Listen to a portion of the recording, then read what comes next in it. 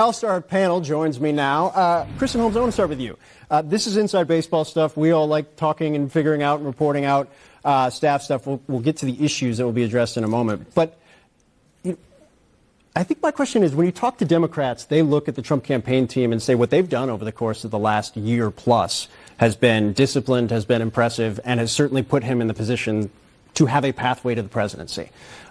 Is this an issue with his co-chair people bringing on Corey Lewandowski? Is there something else here, or is it just adding? I think two things can be true at once. I think that this comes at a time in which there are a lot of concerns about Donald Trump's campaign, and we are hearing this from outside allies. We know Kellyanne Conway, his previous campaign manager, went to Bedminster, I believe, 2 weeks ago, sat down with Trump for a number of hours and talked to him about her concerns. It's not just her. We're hearing it publicly, too. We're hearing his own allies go on the airwaves and beg him to stay on message. They continue to reiterate this is now a different campaign. Kamala Harris is a very different candidate, and there needs to be some kind of change. Now, that being said, Chris LaCivita and Susie Wiles, as of right now, are keeping their jobs. Donald Trump himself put that out on social media after this was reported. He said they've been doing great. They're going to continue to lead the team. That right there is probably the most important thing you need to hear in case anyone was considering this a layering or that Corey was going to be over the umbrella. But also, Corey Lewandowski doesn't fit in the Chris LaCivita, Susie Wiles mold. Right. He is completely separate. And I'll remind you, he was Donald Trump's first campaign manager, not his 2016 full-time campaign manager. He was fired after a year, brought in because of negative news headlines. He is not the most popular person in the more mainstream area of Donald Trump's orbit. However, there has been a lot of talk among these 2016 loyalists bringing them back and trying something new, particularly after we've seen this change at the top of the ticket, the increased enthusiasm, and the boost in poll numbers. We were so much younger then, fewer children, yes, more sleep, and everything seems to come back full circle. Scott Jennings, we have heard over the course of since the last news conference, kind of Republicans who desperately want the former president to win in November and desperately, I think, thought about 3 weeks ago that he was very clearly on that pathway, saying, please stay on message. I guess my question to that is, I feel like I've been hearing Republicans say that since 2015. He is who he is on some level. What does that mean to stay on message? Well, it means, I think, what they're going to do today, my understanding is the press conference is going to be heavily focused on the issue of inflation.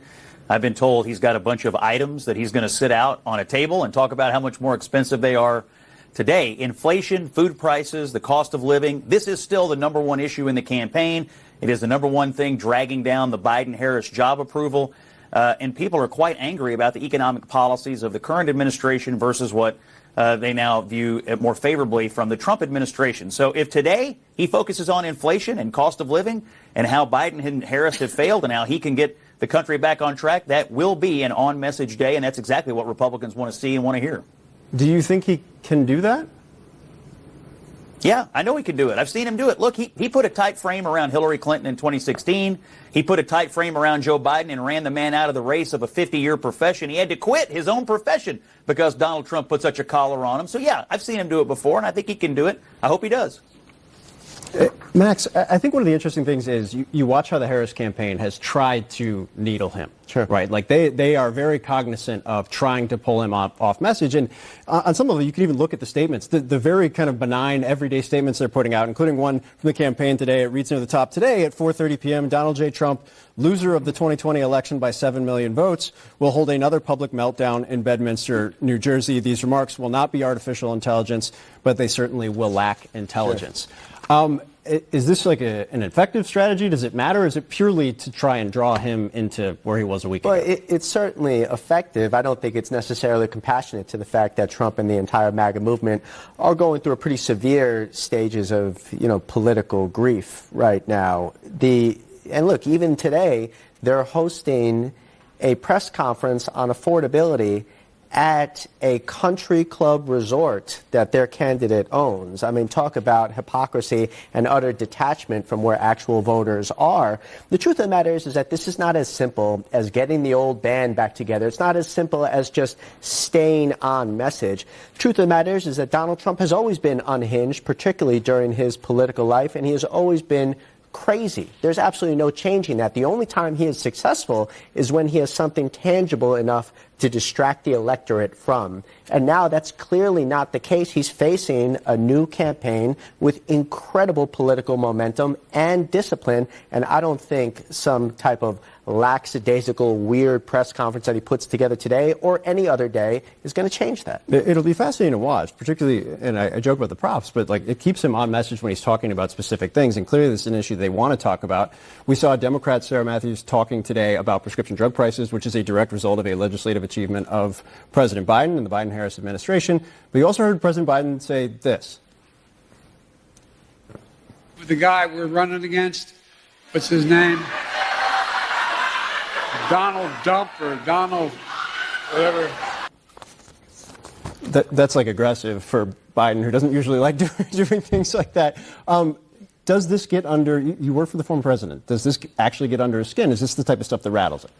I don't know if this is necessarily the type of stuff that rattles him. I think it's a good laugh line or applause line at a rally from Biden. And like you said, it's kind of uncharacteristic of him to go to name calling. That's definitely more of Donald Trump's mantra. But I do think that the Biden-Harris team has been very disciplined in their messaging. I think with Harris, when she came on, it actually really shifted what their message was, which is we're not going back. And it's a forward-looking message. And that's the kind of thing I think that they need to focus on. I don't know if kind of getting down into the weeds with Donald Trump and doing the name calling is really going to get under his skin. But I think what will get under his skin is if they stay disciplined and don't take the bait. We've seen Donald Trump try to bait them into fights over Harris's racial identity, things like that. Yeah. They just need to stay above the fray. The issue areas that they succeed on in polling have not actually changed, even though the polling has changed. The economic polling in particular, I think, has been very surprising as it's tightened between Harris and Trump. How do they break through what has clearly been a great couple of weeks for Democrats? But I think even Democrats will acknowledge this isn't going to last for the next 85 days. Sure. Well, I mean, you saw it with President Biden name calling today. That doesn't sound like the campaign of joy that they've been bragging about running. It sounds like a campaign that's on its last, fumes of a honeymoon period. And so I think they really do need to stop and look. Today they're touting the celebration of the Inflation Reduction Act. It's like standing outside of a house on fire with a bucket that's half full. They caused it. So the Medicare that they're pushing, 8 million seniors are paying more today because of the Inflation Reduction Act. Medicare Part D plans are few and far between, and it's all because they caused it. So they're going to go out there now and try to recreate and pretend like they didn't cause the problem, versus, Americans know in their everyday lives are not better. They're not better than they were 4 years ago. And that's the case that the Trump team needs to make. So even though we're talking about props and a press conference and is he going to stay on message, we're still talking about inflation. And the fact that Americans are still paying more today than they were 4 years ago, and it doesn't matter what charts. That's one of the big things the Biden campaign did wrong in the beginning. They held up a chart and said things are going better. And that's what Donald Trump has always done better than anyone else. He talks to the people, and they feel like he hears them. Go ahead. I was going to say, I see it a little bit differently. So we have watched Donald Trump effectively be a bully for years, right? He's made offhand comments. He's insulted people personally. And I feel like that the Harris campaign is, it's feeling itself, as the kids say, right? I think people love the energy. They saw that press statement that they put out, that he's going to be rambling today. I mean, people want it plain spoken, and they want to see some fight in them. The whole taking the high road, sort of talking about democracy, talking intellectually, it wasn't exactly connecting with people on a heart level.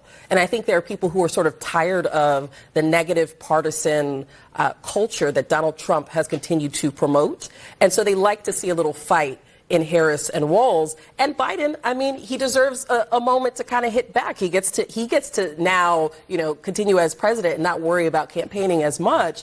And so he gets to speak his mind. I think people actually like it. I knew when you mentioned the kids, Max Rose was like, I know. Senior youth advisor, Max Rose. Vibes guy. He's the tables vibes guy. They are matching energy. All right, we got a lot more to get to. Everybody stick around. We're waiting for this press conference, a big event this hour. Donald Trump taking questions from reporters. That's just